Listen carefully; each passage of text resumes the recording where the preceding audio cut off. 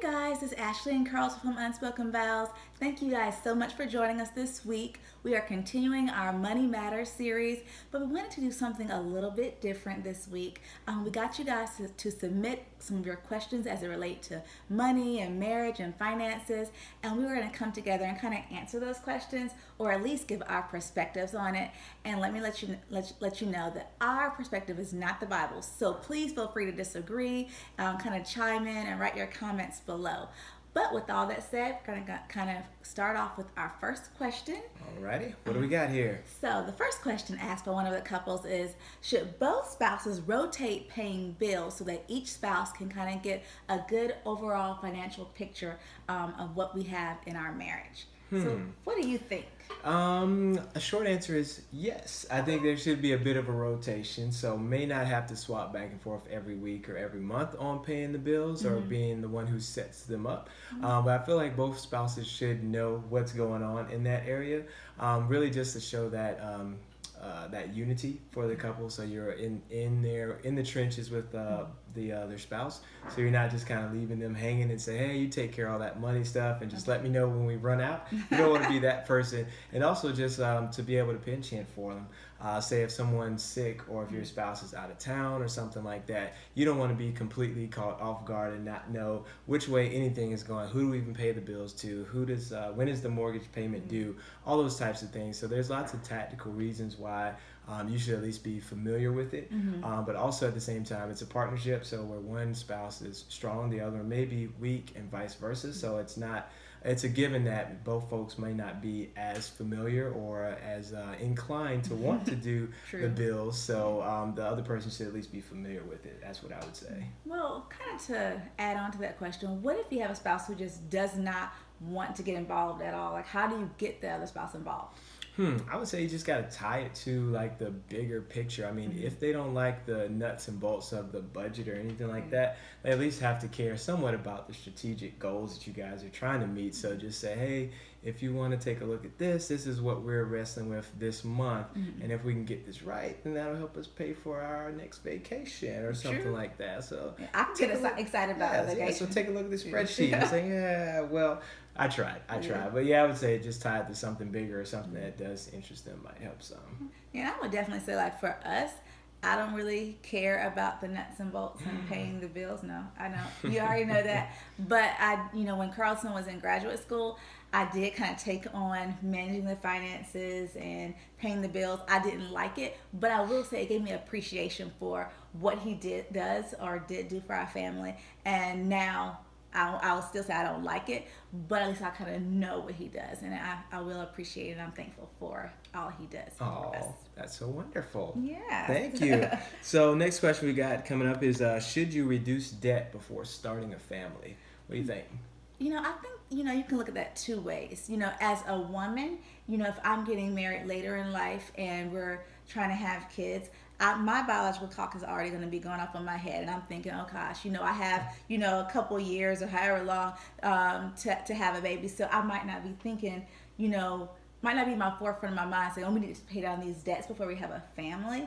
But I do know with kids comes a lot more expenses, whether it's higher insurance or daycare or diapers and formula. So you never want to have a crushing amount of debt. So I do think, it all depends on that person's or that marriage's situation. But I do think if you can pay down the debt so that you can kind of free up some money for when you have to pay for daycare, or if you want to choose to be a stay-at-home mom or stay-at-home dad, whichever works for your family. So first answer is yes, you could. It would be great to pay it off, or at least eliminate some of it. But I think it kind of goes back to your overall marriage situation. Yeah. What do you think? I would agree. I mean, this is like it's not a black or white question. It's really some gray area to it. Definitely. So for this one, I think I feel like as much as I'm into the nuts and the bolts on finances, I would still say at the end of the day, I wouldn't want to necessarily put my life on hold and say I'm not going to do this or do that I wanted to do because my money isn't all the way right. You know how that is. People want to get their money right sometimes. That's definitely understandable. I think it just comes down to when you say you have like a crushing amount of debt to where it's like, wow, I won't be able to do what I want to do to provide for my wife in my case, or whatever the case is, where I feel like I can't support a child. You may want to look into that, just trying to reduce that. So if it's a crushing amount of debt, yeah, you may have to look at some of that before you move forward, but I wouldn't say like you got to have a completely clean blank slate and be a millionaire before you propose to your fiance or anything like that, or to be future fiance, just because you don't want to put your life on hold too much, because you start to get into biological clocks and all that stuff you mentioned. Hey, you don't want money to be the reason why you don't pursue anything like that. So Cool. So next question we have from another couple is asking, how can we come to an agreement on what to do or where to put our extra income? Like, so they're asking, if we get some extra income, whether it be a bonus or an inheritance, how can we come to an agreement on what to spend it on? That's a good question. I wish we could get some extra income I know, that's to right. to have the conversation about. But if we did have this hypothetical money, I think I would probably say it's really about communication and compromise potentially. So basically, we'd have to say, if we got this influx of money, we'd have to sit down and communicate like, hey, what do you think we should do? And hopefully, if you already have like a strategic plan or long-term goals, then this money that comes in, you can kind of see where it aligns, and you can just shuffle it right on into that. So if you're already on a debt reduction mode, then most likely, if you get that, a large portion of it will be spent on reducing those debts. And so if there's other things that you're planning on doing, like, hey, we're focused on the kids right now and get some more money, maybe it would go there. But then depending on how large it is, you may have to split it up or do different things. And so that's where the compromise comes in, because at the end of the day, you're two people, may have some different thoughts on it, so you might end up having to split it. So compromise, got to be open for that. I mean, because I know if we got a little bit of extra income, Where do you want to go? Exactly. I'm thinking of a vacation somewhere where it's hot and we're at a beach and we're probably not taking any kids with us. We just want to have a good time and relax. That's true. I can get with that. But I do know my husband probably be thinking about what student loan can we put that on, because you're a little bit more, let's say, thoughtful in how we spend our money. Yeah, you got to take care of those too. Got to take care of those. Like you said, I think it all goes back to communication and compromise. Because one person might be thinking about something else, and another person might be thinking, hey, I want to have fun with it. But I think if you kind of meet somewhere in the middle, or at least look at your overall financial picture on goals that you have, so you can be on the same page. Yep. Agreed. All right, let's hit this last one here. Okay. Do you have any tips or advice on prioritizing date nights, marriage vacations, and so on, to keep your marriage fresh, even though you have other financial responsibilities? So I guess basically this couple is asking, let's say you have a lot of bills you're paying, you have a lot of things going on with kids, and you're trying to reduce debts. How do you kind of put your money toward having date nights and vacations with your spouse?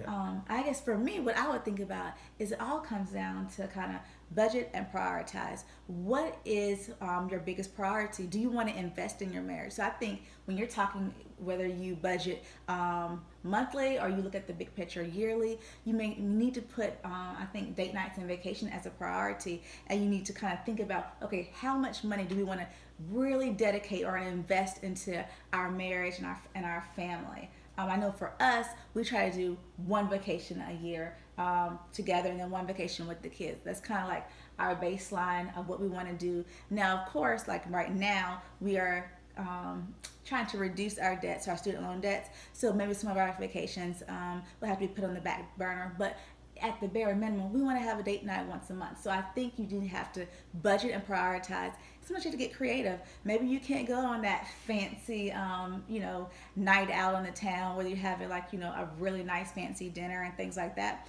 Maybe you have to do some in-home date nights, whether you're making it extremely special at home, whether you are, renting a movie and, having the chocolate-covered strawberries and cheese and crackers and things like that. Making it personal, but still being within your budget. So I think it's just about being creative and setting your budget and prioritizing, really. Yep.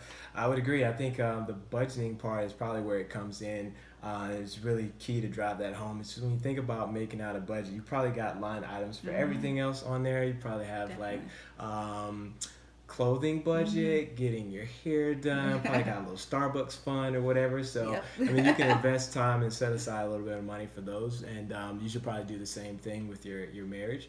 And so, if it's not a huge line item, maybe you got to carve out some money or space in your budget right now. But no matter how you split it, I think it's important that you get there. And like you said, just got to be creative. So it might not be a huge line item to start off with. You may have to, you said, downgrade your nights out. So, I mean, you may have to go to Taco Bell or something like that. Maybe not that far down. Not that far down, but, you know, be creative with that. Maybe check out some Groupon, some things like that. Swapping, like watching other folks' kids, and then they go out and you watch them or watch their kids, and trying to do that thing. So there's a lot of different ways to split it, but I do think, you know, you've got to make time for it and prioritize it, just like anything else that you want to invest in. Marriage is a investment. Definitely. Yeah. So that's all the questions we have time for today. So with that, we'll go ahead and cut this video. But thanks, guys, for stopping by and checking us out. We're going to continue these questions and hit some more of these in the next couple of days. But until then, follow us. Make sure you follow us on Facebook, Instagram, wherever you connect into Unspoken Vows. And I guess we'll see you next time. All right. Thank you, guys. Thanks.